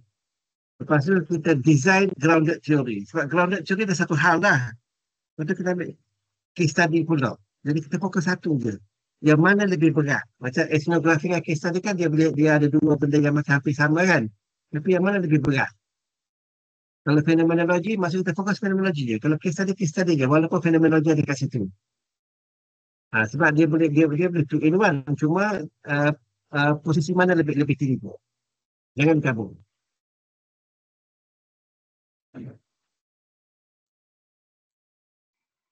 Okey, baik. Terima kasih doktor. Okey. Cuba perasan tak artikel ni, Patrick Planzini, Professor and Senior Scientist, Alberto Cabrera is Associate Professor, Senior Researcher. Kalau kita nak tanya pandangan dia, masalahnya boleh tanya. Sebab tak pernah tanya Professor Tim Shannon Moran. Waktu buat PhD nak pakai dia punya instrumen, cuma nak baik pun. Hubungi dia kata, boleh tak Prof saya guna instrumen Prof ni tapi saya nak baiki sedikit untuk suit dengan Malaysia setting. Dia kata boleh nak baiki. Cuma kalau boleh dia kata refer dulu Albert Bandura, apa yang Bandura tulis tentang isu ini sebab dia pun refer kepada Bandura dan cuba tengok adakah sesuatu untuk setting Malaysia. Dia bagi semua dokumen Albert Bandura tu, dia bagi dia punya instrumen dia. Masalah ni tak kena dia tak tahu pun siapa tu ni. Dia bagi tu. Bagi ni email, esok dia jawab. Setiap attach lagi Bandura, apa benda artikel Bandura instrumen yang Bandura dah buat semua. Okay, next.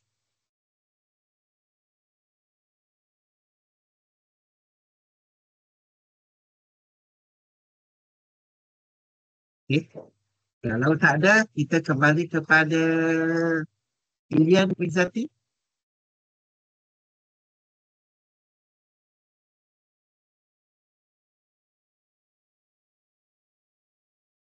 Ada orang angkat.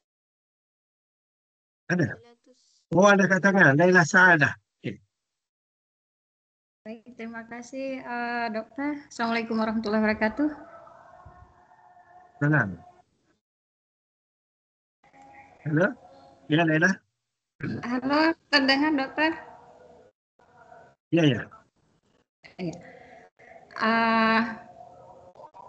Kenalkan saya Lailatul Saadah dari Aceh, Indonesia, dokter. Ya, ya. Saya membuat tesis dalam bentuk explanatory method.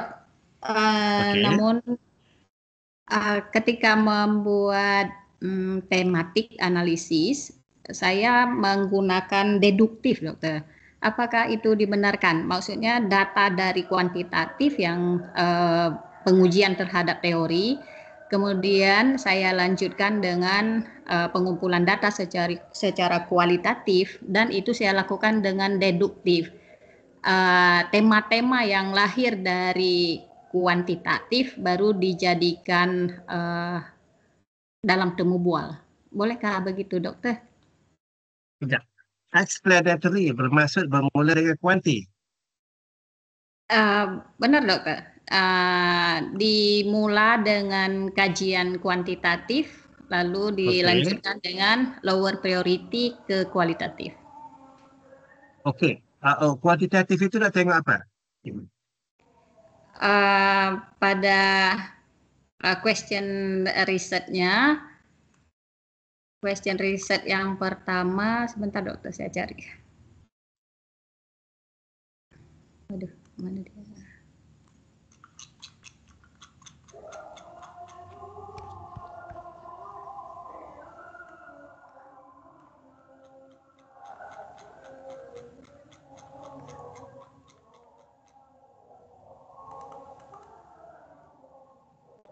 Question riset yang pertama, apakah tahap pelaksanaan pendidikan keusahawanan Islami dalam kalangan mahasiswa institusi pengajian Islam di Aceh?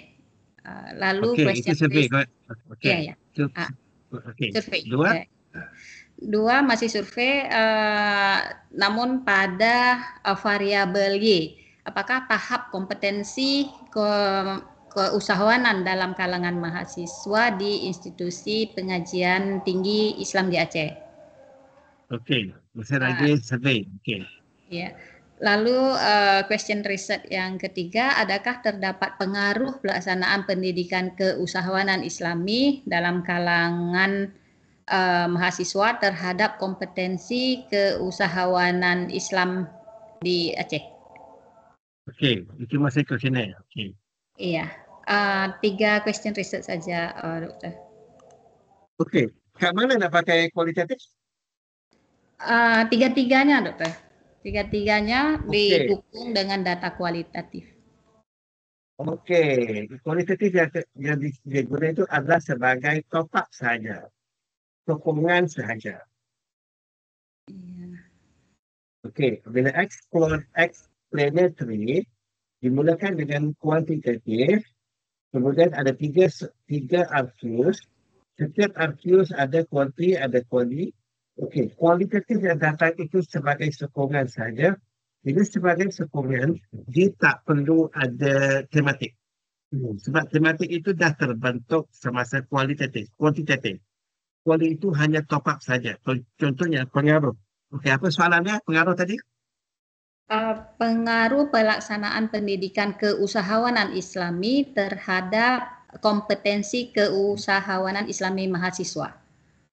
Okey, bicara berkenaan dengan pengaruh. Contohnya, ataupun berbicara dengan kita dah kaji statistik mengatakan bahawa A mempengaruhi B. Ataupun kita katakan statistik mengatakan dalam kajian dalam literatur mengatakan bahawa dari segi pembelajaran ada beza antara lelaki dan perempuan. Ada beza. Sekarang ni perempuan, dia kata perempuan menurut literatur 5 tahun lepas, perempuan sekarang ni dah ke depan. Sebelum ni perempuan tak belajar sebab habis dari tingkatan 5, mak bapak kata tak payahlah tu pandai-pandai pun, termasuk industri pun, akhir sekali pun tak dapur juga, kahwin terus. Kan? Jadi kebanyakannya tak masuk universiti, kahwin muda. Sekarang ni perempuan pun dah masuk universiti, dah berkerjaya. Jadi kajian menunjukkan bahawa latest finding menunjukkan bahawa tiada beza antara lelaki dan perempuan dari segi kerjaya. Sebab mereka semua dah mula-mula berkerjaya. Okay. Tiba-tiba, dapatan kita buat ada beza antara lelaki dan perempuan. kerjaya sekarang ni dah lebih kepada perempuan dah berbanding dengan lelaki-lelaki. Sedangkan berkecil kata dah tak ada beza. Sebelum ni lelaki lebih, sekarang dah tak ada beza dah. Perempuan pun dah masuk berkejaya, lelaki pun dah masuk berkejaya. Tetapi dapatan kita terhadap 1,000 responden mengatakan bahawa ada beza dan bekerjaya itu lebih kepada perempuan. Okay. Kat situ kita buat top up dengan interview. Top up interview, kita interview lelaki dan perempuan, interview. Dan hasil top up tu mengatakan bahawa lelaki sekarang ni pun dah banyak masuk perusahaan SRT. Dan perempuan kata kami sekarang ni dah berjaya lebih gini. Kita, mak bapak pun bagi dorongan untuk belajar. Dan bila interview tu perempuan tu lebih daripada lelaki. Sebab kat universiti pun perempuan dah lebih dari segi keterampilan pun dah lebih. Jadi menunjukkan bahawa perempuan itu lebih, itu boleh top up kepada dapatan kita yang mengatakan bahawa perempuan itu lebih dah kontra dengan cerita. Jadi apa yang Laila buat itu adalah dia sekadar top up. Ke nak pakai tema juga? Tema yang dimunculkan itu berdasarkan data kuantitatif, yaitu Ya betul. Dia bukan tema tu. Tema tu dah muncul. Cuma sebab kualitatif dah munculkan tema. Kualitatif itu hanya sebagai data sokongan sahaja. Betul tak tu? Baik, doktor. Terima kasih. Itu betul mixed method. Itu betul mixed method. Dia setiap soalan itu dia disokong oleh kualitatif. Baik, doktor. Terima kasih banyak. Okey. Ya. Saya rasa saya pernah jumpa kali lah. Kita tak pernah.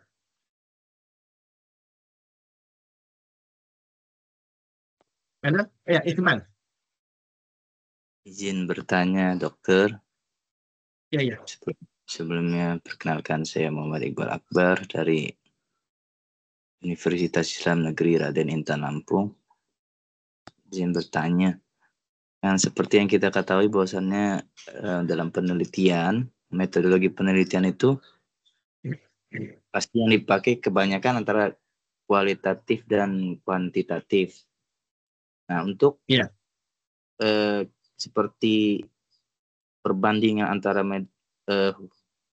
dua metode ataupun metode komparatif itu dia masuknya ke mana, dokter? Atau ke kualitatif atau kuantitatif? Nah, kemudian untuk metode langkah-langkahnya itu yang bagus bagaimana biar yang kita analisis ini dia menjadi analisis data yang bagus gitu. Okey. Ini biasa lebih kepada art humanities. Dia metode dia pakai adalah komparatif. Okey. Dia komparatif data itu kita fokus kepada kualitatif. Dia analisis dokumen.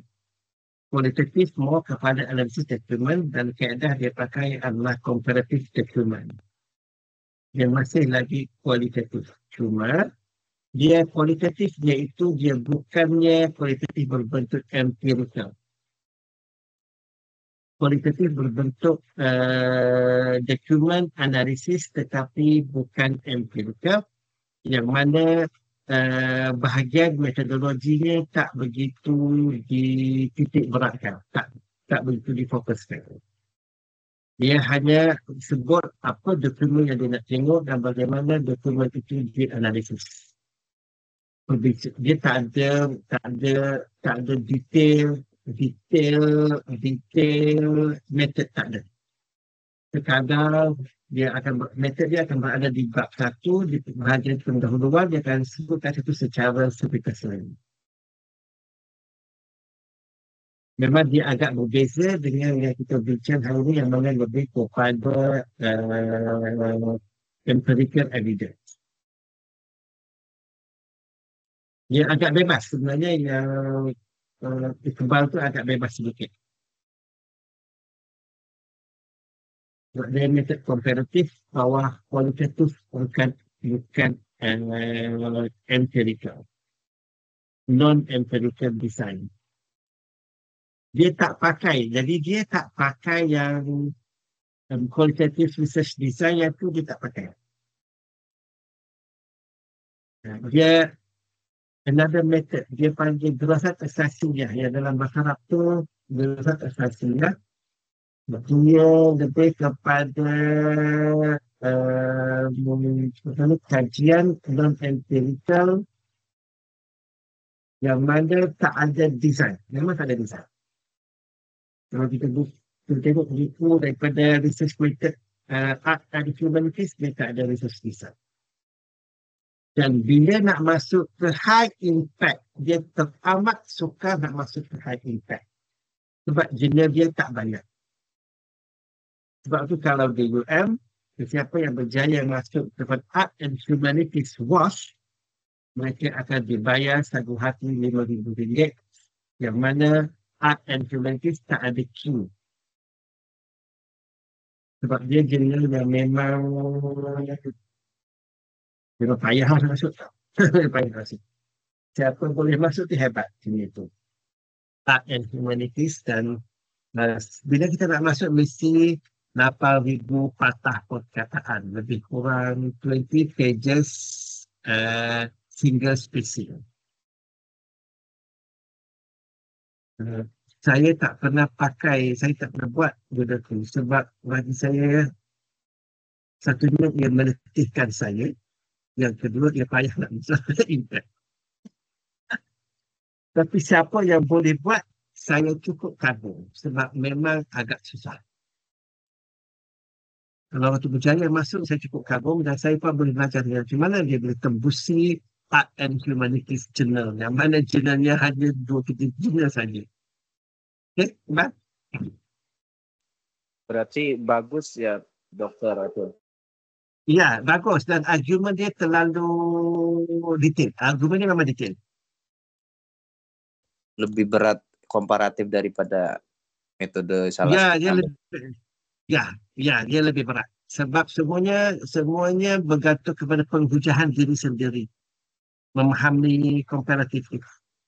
Dia bukan ada data statistik, bukan ada data dari mobile, tak. Hanya kita sahaja bersama data dokumen. Berarti kalau dalam penilaian paling baik gitu ya, Dokter ya? Ya. Sebab kita satu benda yang dia penghujahan in-depth penghujahan. Dan boleh keluarkan buku.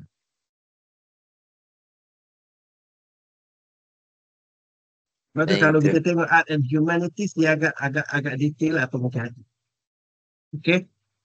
Ada satu soalan lagi? Terima kasih, Dokter. Okey, salah. Okey, satu soalan lagi. Afifah.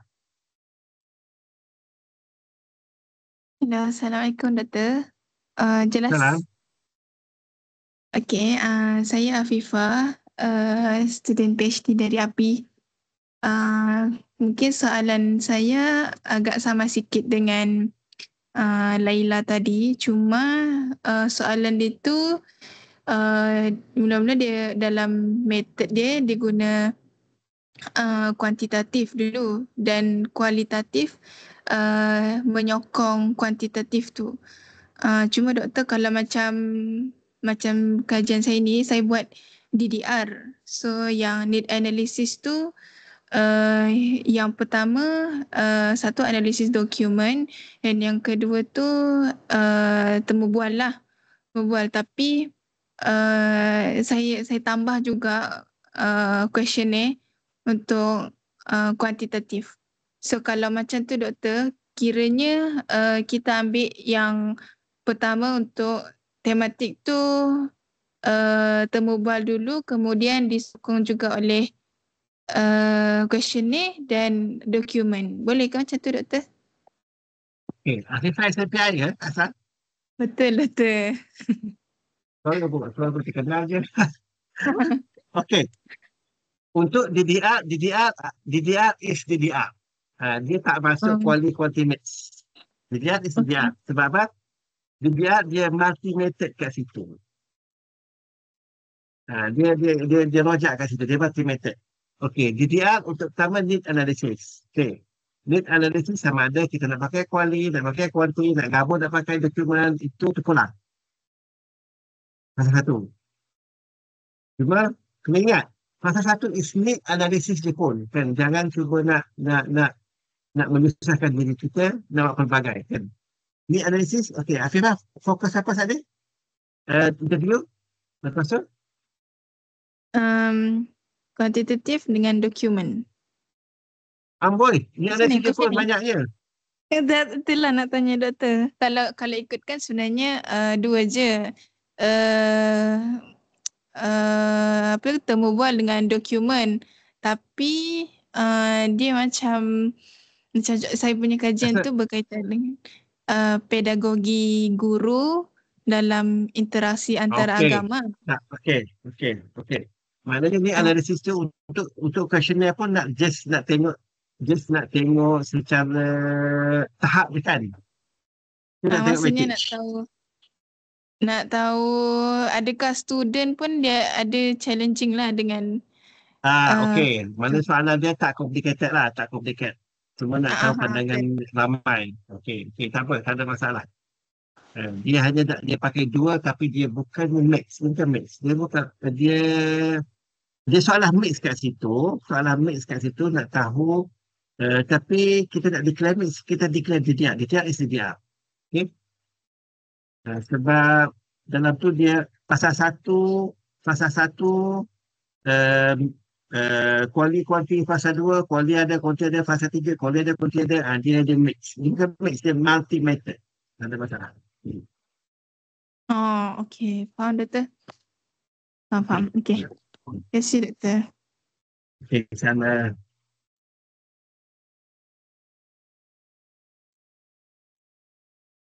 Okey. Elian, ada lagi? Afifah, tak ada kan? Tak ada dah doktor. Tak ada doktor. Okey. Kira kita tamatkan di sinilah bengkelnya. Okey, ya. Okey ke? Doktor. Okey, sebelum satu soalan.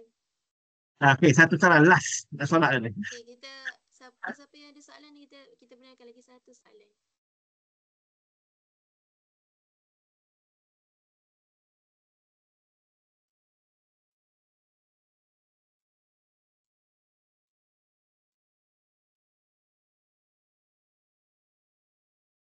Tak ada dah tu.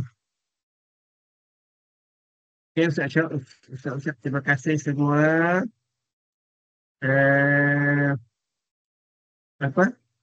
Jemput. Terima kasih kepada Rustia jemput buat deposit. Cuma kemungkinan juga kita akan buat SLR. Cuma tak tahu ini. Kalau get ready nanti Ustaz maklum kepada Lajnah ataupun Timbalan Dekan Penyelidikan, kita akan buat SLR. Sebab yang bahasa Arab ada, dan dalam bahasa Arab ada orang lain buat. Itu dah Ustaz sendiri. Tapi ada panel lain, Arab juga. Sebab Arab ni kena Arab juga yang buat. Kalau senang bahasa tu, action Arab kan. Untuk yang Melayu, mungkin akan dibuat juga SLR supaya pelajar SEM 1, SEM 2 semasa dia buat literature dia dah boleh publish. Dia tak perlu tunggu SEM 4 dia nak publish. SEM 1 dia masuk kelas khusus metodologi. Dan dalam masa sama kita buat SLR, SEM 1 itu dia dah berjaya publish corpus menggunakan SLR. Kita adalah sempat kita untuk selesai ni, kita jalankan SLR. Okey, terima kasih. Saya kembali kepada Ilizan. Terima kasih doktor kerana sudi kami hari ini penulis ini dan panjang kita punya perkongsian tadi. Saya berharap semoga apa yang dikongsikan oleh doktor dapat dimanfaatkan oleh pelajar-pelajar dan kalau nak kongsi recording ataupun nak ajak orang lain masuk dalam WhatsApp group ni pun boleh sebab apa-apa program akan datang kita akan update dalam WhatsApp group. Saya rasa sampai situ saja. Sebelum kita akhiri majlis hari ini, saya nak minta kerjasama para hadirin. Dalam WhatsApp group nanti kami akan kongsikan Tak link. jelas Tak jelas Sampai mana je dengar? Okey. Dari slow dia sikit. Okey, sorry. Saya punya mic kot. Saya nak ucapkan terima kasih kepada doktor kerana sudi berkongsi pada hari ini, bimbing kami untuk kelas kami pada hari ini. Dan untuk yang lain, boleh kongsikan pautan link WhatsApp group dekat kawan-kawan lain juga. Jadi diorang boleh manfaatkan juga apa yang kita dah belajar pada hari ini. Dan kalau ada kelas-kelas lain akan datang, kita akan kongsikan dalam grup WhatsApp tu. Dan saya nak minta tolong kerjasama semua, kita akan kongsikan link maklum balas feedback kat dalam grup WhatsApp tu, dan saya harap semua yang ada dalam kelas ni boleh isi feedback tu supaya kami dapat perbaiki lagi apa yang perlu diperbaiki untuk bengkel-bengkel akan datang. Wabillahi taufiq wal hidayah. Assalamualaikum warahmatullahi wabarakatuh. Sampai sini saja kelas ni. Terima kasih doktor. Okey, Assalamualaikum. Banyak doktor, insyaAllah jumpa Terima nanti. Terima kasih doktor. Terima kasih Ali.